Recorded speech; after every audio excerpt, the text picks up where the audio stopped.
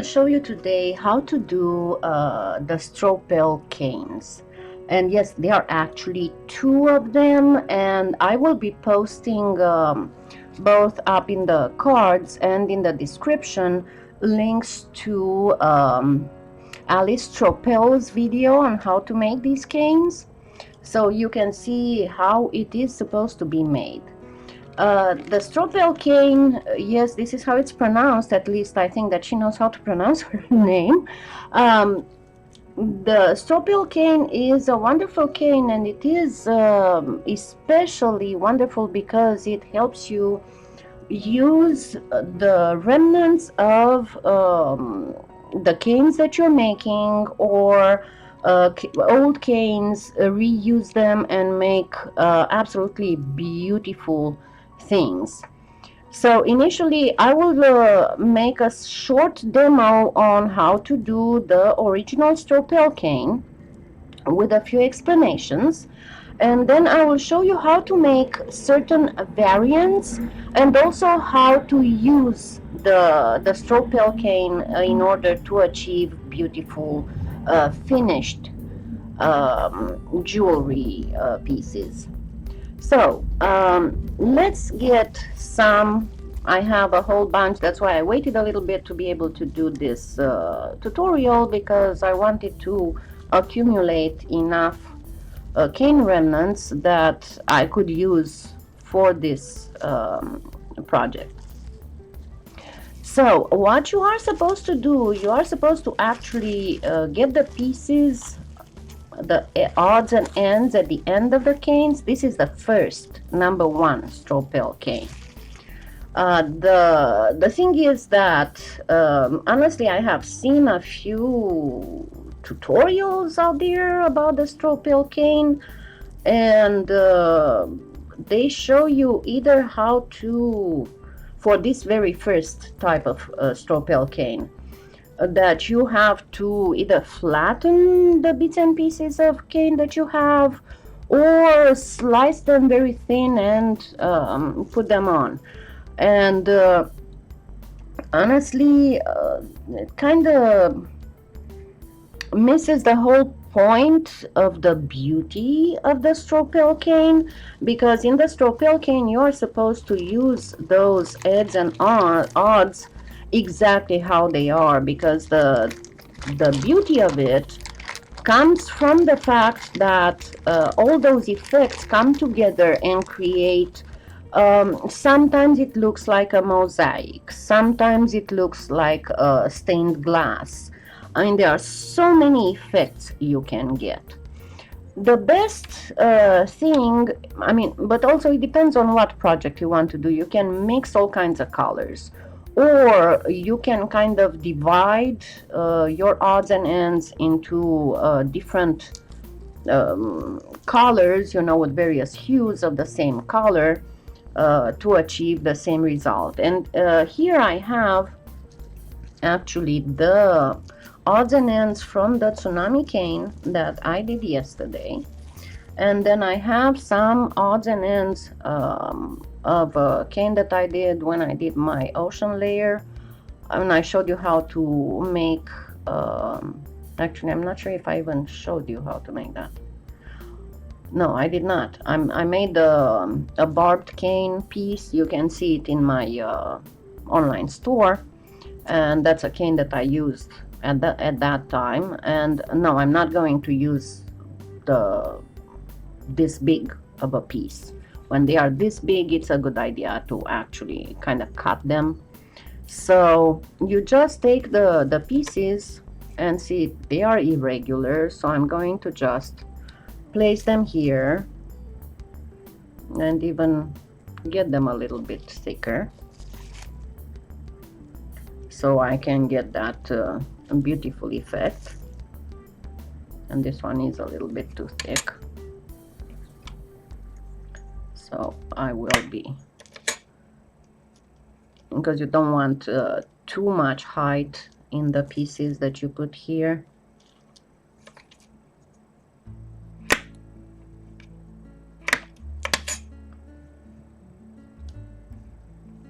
So I have a first layer, and I will be cutting this, and then I will cut another piece to put it on top of the first one. And what you do, you kind of press in between the pieces of cane so you avoid having too many air pockets in there, because that's what you need to avoid, having any kind of air pockets. And then I will place a few more of these pieces, but I will kind of keep them on one side mostly. And then I will use, let me see, let's get these ones because they are blue as well.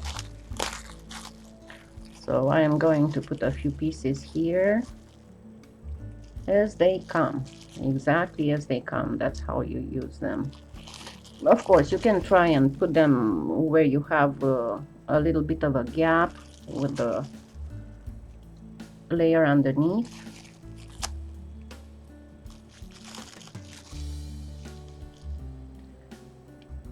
And then you decide if you want to gently flatten this up and cut and stack it, or if you want to use it as it is.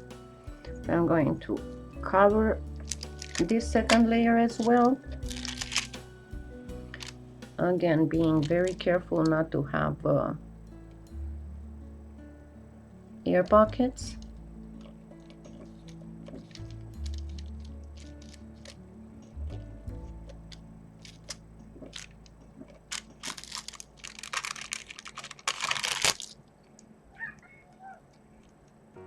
Yes, Seamus. Really? Oh my goodness.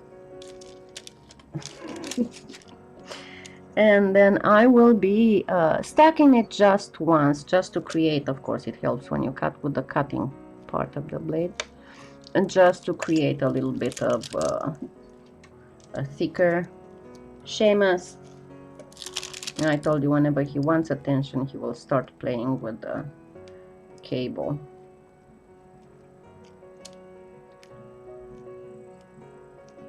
And then once you've created your cane, and of course you can stack it even higher. Let's see, let me stack it one more time. Depends on what you're looking for, you know. You can get it as high as you want, but you don't have to. I mean, you can leave it at a much thinner appearance. And then once you've created your cane, again, just press not enough to flatten too much the pieces of cane, but enough to get rid of air pockets. And once you've done that, you have your Stroppel cane. And then you just cut slices out of it and use them to create your pieces, and see how gorgeous this is. Now let's go on and do the other kind of Stroppel cane, and then I will show you a variance.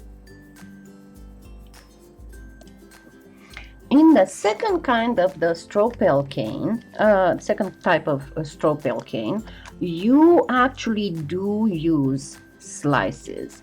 And most of us have done canes and have preserved slices on pieces of paper and on cling wrap and all that stuff. So this is where you do use slices. So just try and make a little bit of a variation. Don't put all the slices the same if you want to get a nice result. This cane here is actually a cane that I made out of other canes, because of course you can do that too. And let me get a slice of this, because I still have an end that's not very good quality. Let me figure out which of them. Yes, this one.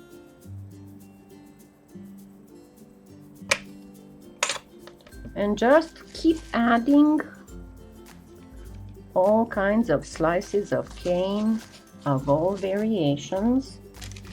I'm going to get a bit of this one that I made a while ago, and I still have a little bit of it left, and I never had the heart of throwing it away. And let me get a slice of this one that I'm going to actually divide in several.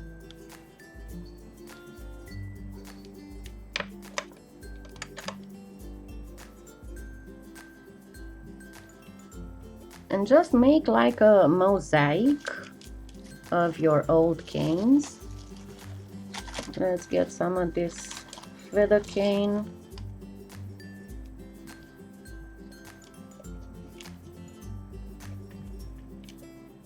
That I used before. And I get some of this. I know this is a humongous cane that I never reduced more than this.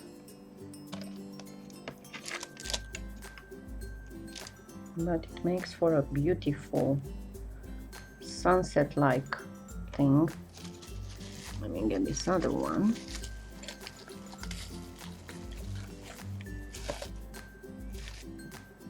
And I'm going to get a slice of this one too.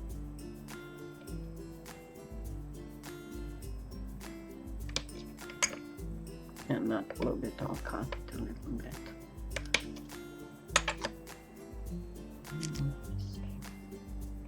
And as I said, try to combine them. Don't put the same ones one near the other, because you want to create a pretty effect. You can superimpose them a little bit, that's fine.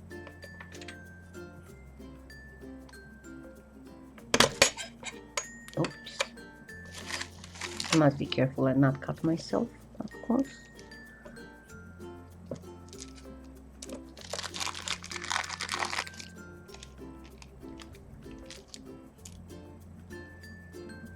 And this is not good.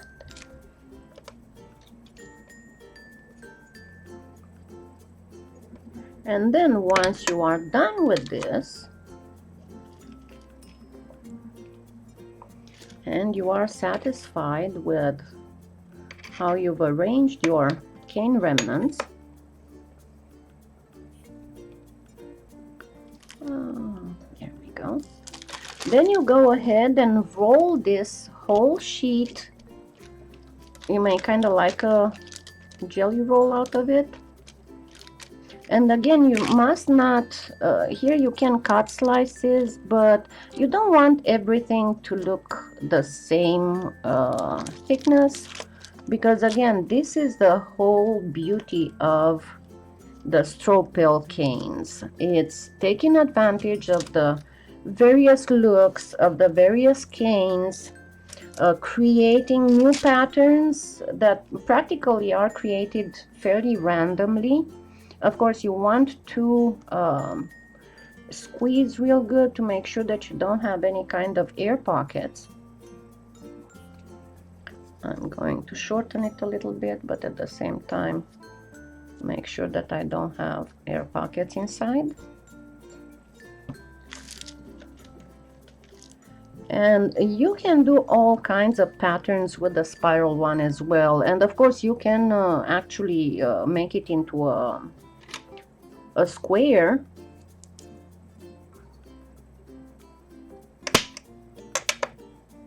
And look at this beauty. And let me get it closer.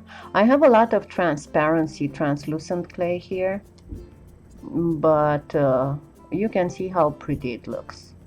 And for example, with this, what you can do, besides making it into a square cane, you can actually reduce it. And let's square it up, and then create tiled patterns with it. Of course, you can create the tile patterns with it being round as well. And you can go as small as you want. As you can see that you can go without losing the pretty patterns.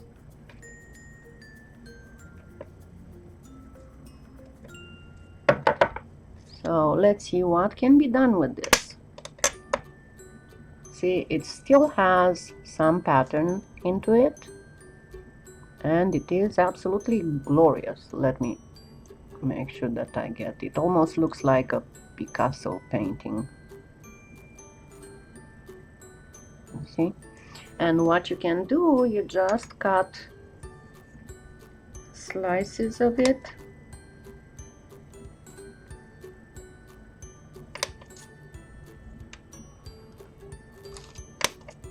And you tile them.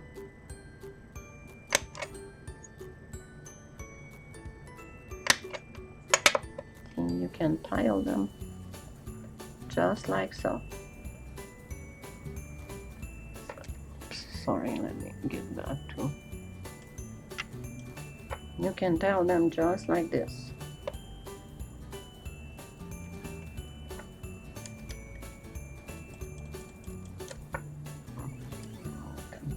Get it on the wax paper so you can see better. This one is backwards. And now think how beautiful this will look on a bracelet, or you know, on a necklace, or even making beads out of it. See how it looks like a painting.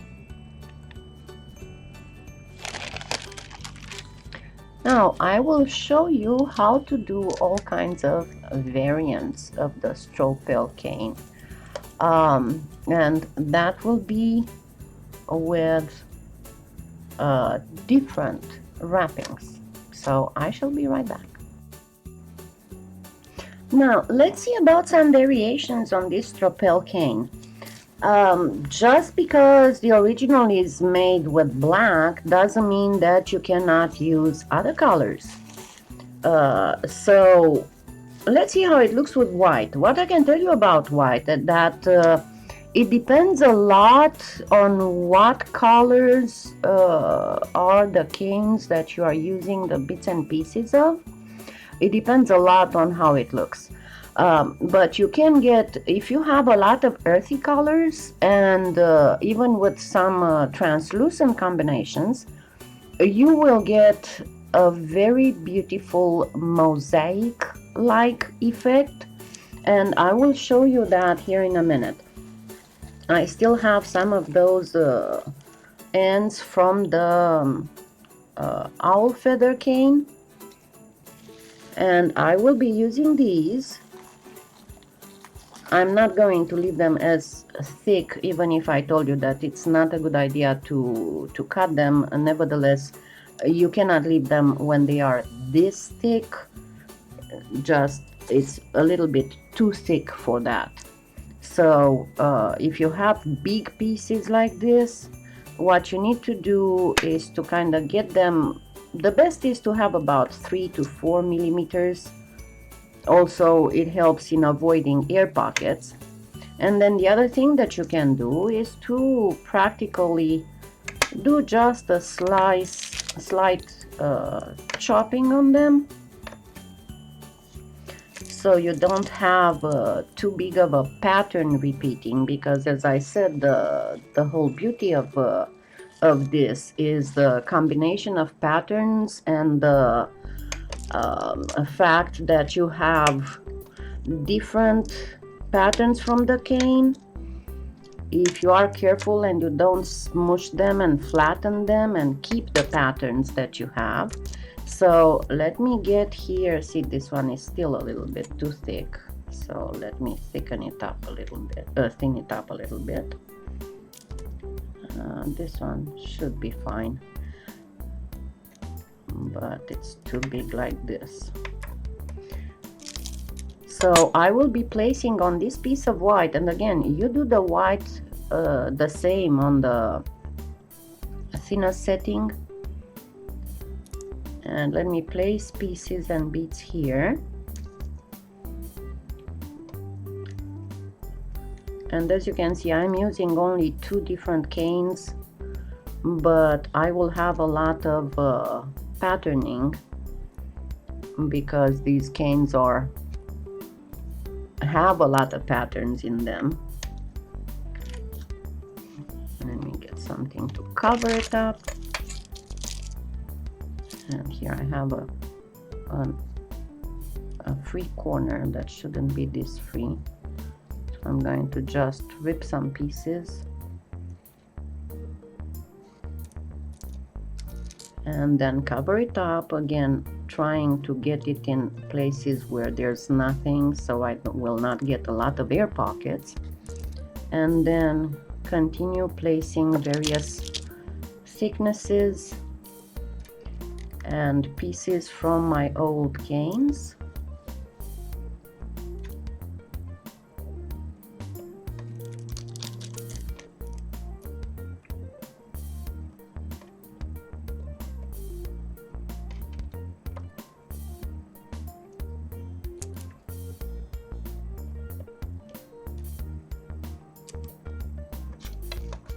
And I'm going to just cover this up and the rest not use it for now. Or maybe I'll use it. It's just one more layer, and I have a little bit of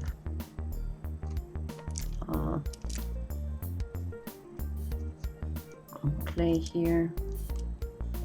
Let me just get a piece of this. Which of them did I use? I used this one.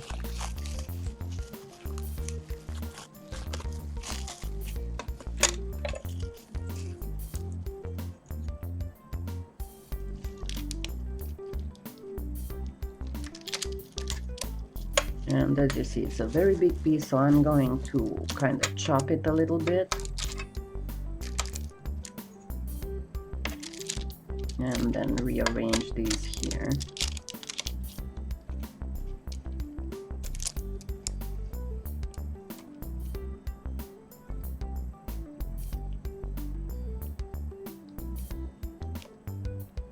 You're gonna make a stack, yes, that's fine. Because you will flatten it a little bit, but again, don't flatten it too much because you don't want to lose the beautiful patterns.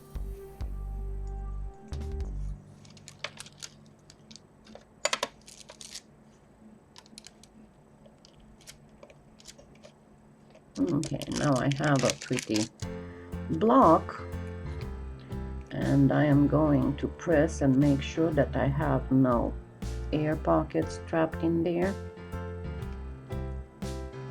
And we shall see here in a minute how pretty this is. You can use translucent for wrapping these. You can use metallics. You can use Skinner blends. It all depends on what assortment of colors you have in your cane remnants you have to use. And again, as I said, it's a good idea to kind of sort them by neighboring colors if you want, and then use them. See, I just pressed as much as it allowed me to avoid air pockets, but not enough to flatten too much the patterns, the pieces of cane inside.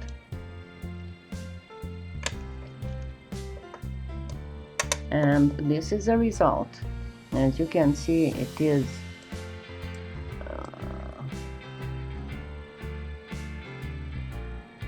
there you go. See, it's got a very mosaic-y texture, and of course you can stack it. You can even make Natasha beads out of it, because look how beautiful this looks. You can make butterfly wing patterns. You can make a whole bunch of things. So this is about the Stroppel cane and variants, and you can use the same thing for the a second type of Stroppel cane. Also use different colors, not just black. And of course you can use including pearlescence and, as I said, metallics. And you can also square this up. You can square this up as well.